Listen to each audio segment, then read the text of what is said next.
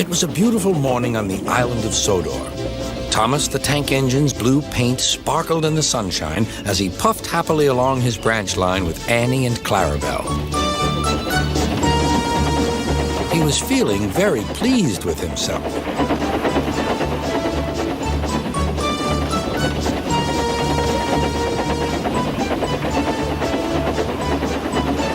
"Hello, Thomas," whistled Percy. "You look splendid." "Yes, indeed," boasted Thomas. "Blue is the only proper color for an engine." "Oh, I don't know. I like my brown paint," said Toby. "I've always been green. I wouldn't want to be any other color either," added Percy. Well, anyway," huffed Thomas, "blue is the only color for a really useful engine. Everyone knows that."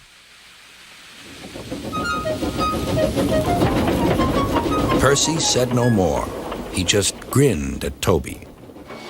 Later, Thomas was resting when Percy arrived. A large hopper was loading his freight cars full of coal. Thomas was still being cheeky. "Careful," he warned.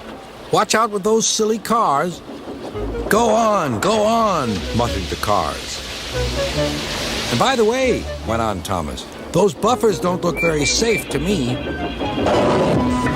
The last load poured down. "Help, help," cried Thomas. "Get me out." Percy was worried, but he couldn't help laughing. Thomas's smart blue paint was covered in coal dust from smokebox to bunker.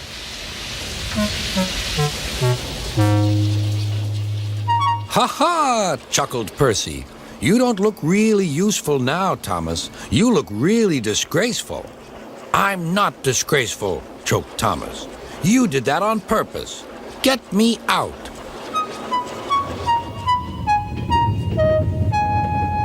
It took so long to clean Thomas that he wasn't in time for his next train. Toby had to take Annie and Clarabelle. "Poor Thomas," whispered Annie to Clarabelle. They were most upset.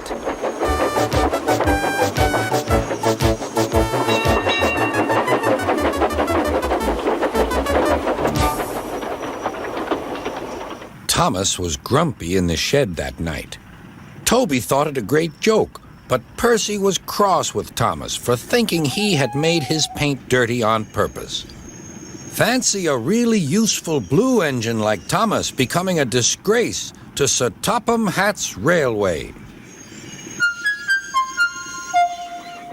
Next day, Thomas was feeling more cheerful as he watched Percy bring his cars from the junction.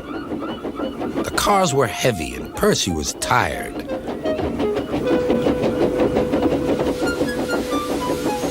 "Have a drink," said his driver. "Then you'll feel better."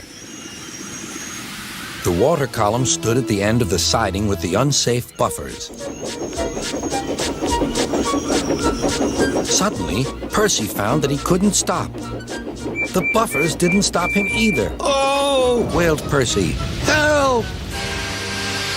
The buffers were broken, and Percy was wheel-deep in coal. It was time for Thomas to leave. He had seen everything. "Now Percy has learned his lesson, too," he chuckled to himself.